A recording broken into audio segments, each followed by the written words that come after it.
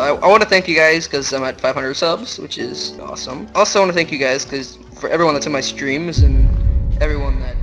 How many of you guys remember when this is what it meant to complete a Minecraft speedrun? No Ender Dragon, no pearls, no portals, no pigmen, there weren't even any weapons required. The meta was essentially just dig straight down and hope that you'd be met with diamonds beneath you instead of lava. There was no skill involved, it wasn't very entertaining, and therefore nobody cared about Minecraft speedrunning on the YouTube platform. However, all of this would change on one seemingly insignificant day in February 2014, when a YouTube channel would be registered to the platform under the 5-letter name, Dream. His name had been inspired from Aerosmith's song Dream On. And I came up with Dream On, like Aerosmith, but then ended up morphing into just Dream. And if you had told this 14-year-old kid that his channel would eventually go on to average more Minecraft viewers than PewDiePie, create an entire Twitter culture war surrounding his personality and actions, and become the very face of Minecraft on YouTube, he might have simply laughed. And honestly, what reason would he have not to laugh? The odds were completely stacked against him in every way, shape, and form. His first video would literally only gain a few hundred views, and was titled MineHQ Threatens to DDoS Me plus Gold Glitch, uploaded shortly after he created his first channel. However, this wasn't Dream's first appearance on the YouTube platform. He'd actually been featured in a video from August 2013 called Switcher Levitated Trap Tutorial, where the insignificant guy in the blue hoodie skin would be credited in the video's description stating, "Thanks to Dream on PvP for helping us." While Dream was certainly getting a feel for what it was like to upload videos to YouTube, the effort that Dream had put into the videos would go to waste, as barely anyone watched them. However, the Switch Levitator Trap Tutorial video displayed one interesting thing. Dream seemed to enjoy making traps within Minecraft, and as a result, many of his videos began to include the trapping of other players. I had a channel way back in the day, like in 2014, where I was uploading like trap videos and dumb videos. After Dream's first few videos received no attention, he would upload a video titled PvP Elite Torch Trap Montage Mega Loot. Now this video was also interesting as it would be the first example showing that Dream was able to come up with out-of-the-box creative ideas within Minecraft in order to create entertaining content. Even if it was something as simple as making the ground fall out from underneath his opponents, it would be the basis for the plays that he would become so famous for later in his career. The creativity in this video also began to do something for Dream's channel that he hadn't experienced before: subscriber growth. Dream would hit 500 subscribers and upload a video celebrating the achievement. With this small following, Dream would begin to stream on Twitch under the name Dream Traps, dedicating his Twitch gameplay to building traps and trapping players in Minecraft PvP. Owing to this content on his Twitch and YouTube channel, Dream would then hit 1,000 subscribers only 5 months after beginning his content creation journey, and would upload a video appropriately titled 1,000 subs, displaying a montage of all the different creative traps that he had made in the lead up to reaching 1,000 subscribers. Now Dream could have continued this strategy with the trapping videos. People were clearly interested in the idea, he now had a following of 1,000 subscribers, and he was getting comfortable with the YouTube algorithm. However, for some reason, after hitting this 1,000 subscriber milestone, the uploads completely stopped, and Dream seemed to have quit YouTube only 5 months after starting. Perhaps he had set his goal at 1,000 subs and lost motivation upon achieving it, deciding that a bigger goal of 10,000 subscribers was too daunting. Regardless of the reason, one thing was for sure: Dream had given up, and his subscriber count went completely flat.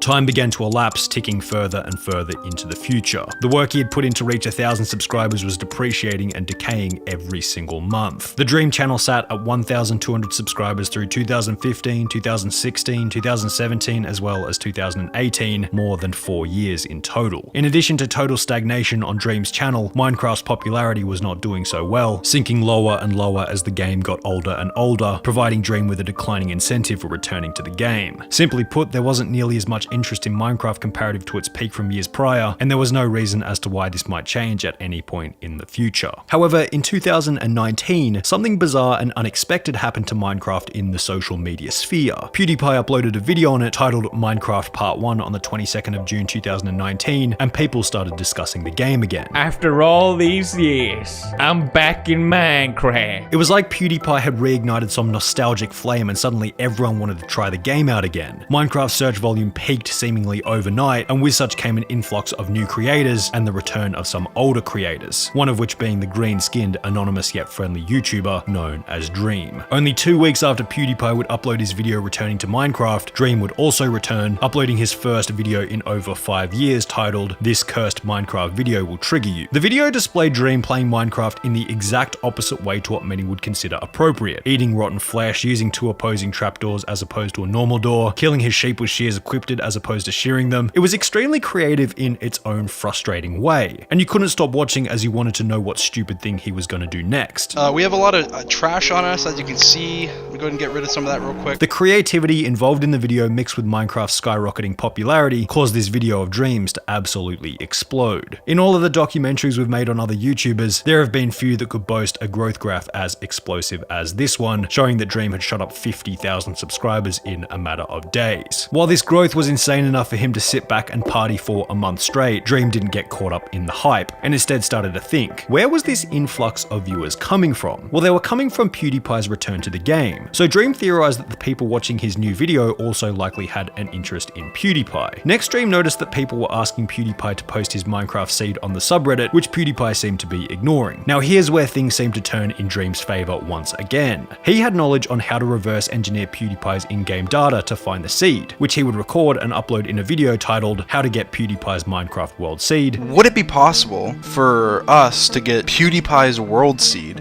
without him giving it to us? And since hundreds of thousands of PewDiePie's fans had indicated that they wanted to know the seed, this video would also explode. Overnight, it got like 100,000 views, and I was like, oh my gosh, like this is insane. This video is blowing up. Now, Dream was only able to give a rough idea on how to find the seed as he needed more information. But since so many of PewDiePie's fans were determined to find the seed, finding the seed would become this bizarre online group activity done through Dream's videos, which he would document and upload, creating a returning audience. And I had hundreds of messages asking to help. After that, a group was created by one of the developers I had messaged, and everyone got to work. The advantage of this was that Dream was kind of accidentally wedged into the whole PewDiePie returns to Minecraft saga, and after a week of searching, 3 videos on the topic, and well over 5.5 million views, Dream and some other creators had finally found PewDiePie's Minecraft seed. Now, while this was something to celebrate for all, it would strangely be the beginning of a new challenge for Dream and his channel. A lot of people can get one viral video. The problem is that using that and turning it into success. When Dream was searching for the seed, he had something to make videos on, but after the seed had been found, the video type was no longer viable. In addition to this, despite gaining well over 5.5 million views on the videos, Dream would upload a video explaining that he hadn't made a single dollar from the content. I made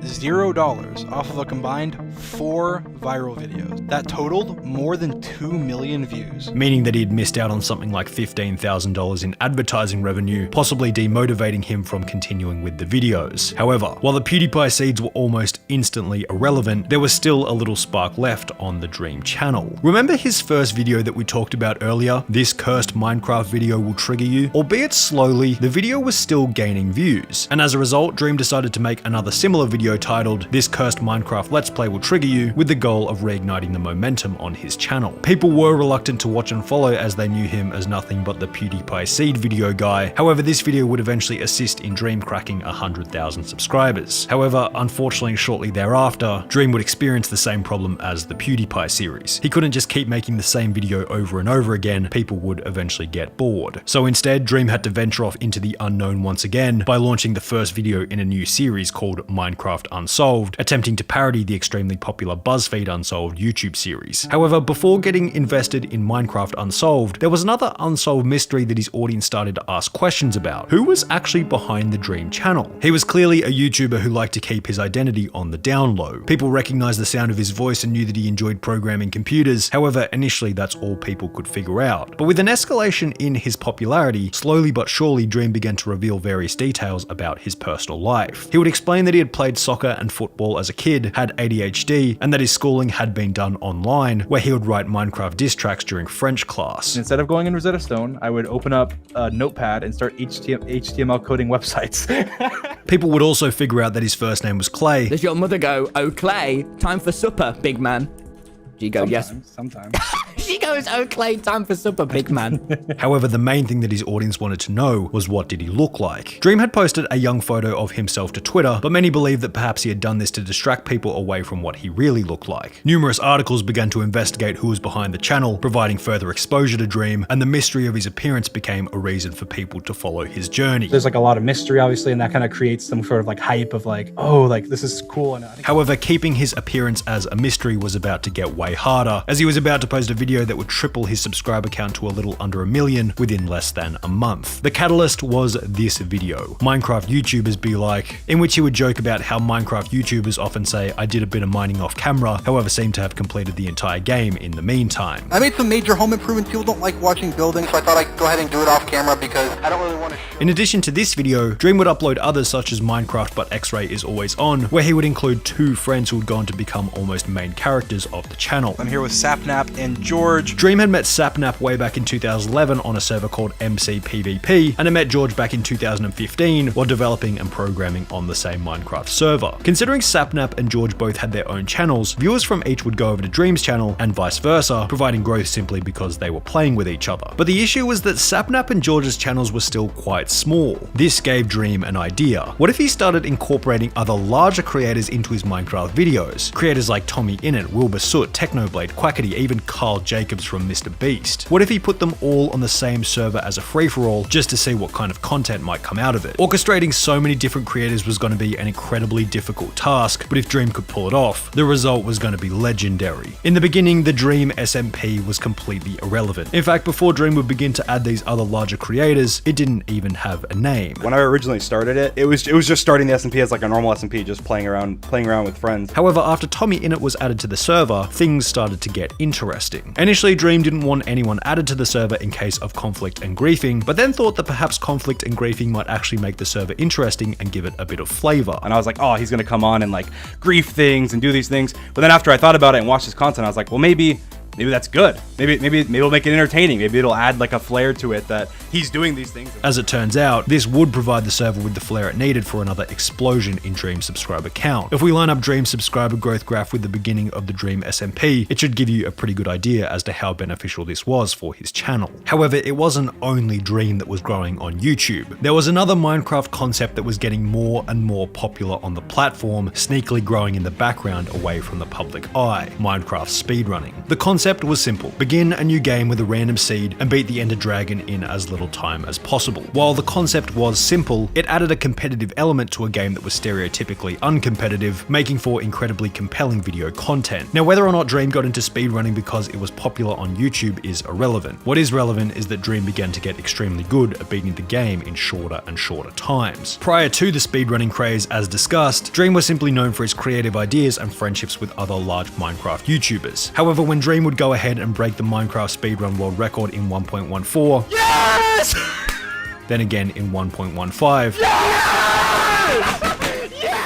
His audience quickly realized that Dream had somewhat of a speedrunning talent. While these world record videos on their own provided him with millions of views each, they seemed to spark a bit of an idea for Dream. What would happen if he took his ability to socialize with other creators, the competitive aspect from the Dream SMP, and the intensity from his Minecraft speedruns to come up with a whole new video idea? Well, it might look a little something like this video: Minecraft speedrunner vs Hunter, first ever. The idea was basic in the beginning. Dream, the speedrunner, needed to beat the game before his friend George, the hunter, was able to kill him. This video is an absolutely new and unique challenge. I'm gonna try and beat Minecraft before my friend kills me once. If I die, the video is over and I lose. But while the idea was pretty cool, it didn't actually perform all that well in the beginning. The first video had basic music, there wasn't much emotion, plus Dream just got to a point about halfway through the video where his items were so much better than George's that George had absolutely no chance of being able to beat him. So how would you fix that problem? Well, how about adding 2 people to try and kill Dream? I try and speedrun and beat Minecraft while 2 hunters try and hunt me down and stop me. Suddenly the video is substantially more tense and gains triple as many views as when when there's only one hunter. Add a third hunter, make it a little bit more dramatic, and you might end up accidentally gaining 195 million views in a month only 1 year after you started uploading seriously. At this point, Dream was clearly on top of the Minecraft world. He'd gone from 1,000 to 10 million subscribers over the course of a year, was gaining views on par with PewDiePie, and had even been given his own burger on the Mr. Beast burger menu. However, with such explosive popularity, people began to put Dream's actions under a microscope like never before, which was without a doubt going to result in a large degree of controversy. On the 20th of October 2020, a user by the name of Shellguy would upload a video titled "Did Dream Fake His Minecraft Speedruns? Mathematical Proof?", in which he would examine the outrageous luck that Dream received in order to set his Minecraft 1.16 speedrun record. 1 in 40 billion. A very unlikely probability. The drama has been covered extensively by multiple different YouTubers, so we won't go too in depth with how it all went down, but what users eventually figured out was that there was only a 1 in 82 billion chance that Dream's speedrun record was legit. Correcting for this bias, the numbers go from 1 in 170 billion to the low number of 1 in 82 billion. Despite his speedrun luck being 8,200 times less likely than winning the lottery, Dream maintained that he hadn't faked the speedrun, and refuted the claim in a response video where Dream had even hired his own statistician to prove that the run was real. The odds are wrong. I hired a professional statistician with a PhD that is an active astrophysicist to write an analysis, and I'll be going over parts of that analysis today. However, people still weren't convinced. The speedrunning moderators would rule that the run had been faked, and Dream's record was removed from the leaderboards. This would be the end of the saga in the short term, until around 5 months later, when speedrun moderators would also remove his former 1.15 speedrun world record under a similar premise. Feeling the pressure from social media, Dream would post a 3,000 word pastebin essay confirming that he had in fact faked the speedruns. While many respected him for coming forward and telling the truth, he was equally scrutinized for how awful the apology was. He stated that he cheated for convenience as he didn't want to waste so much time acquiring the ender pearls, which undermines the whole reason behind a speedrun. He used this mod in his challenge videos for the exact same reason why someone would use it to cheat a speedrun.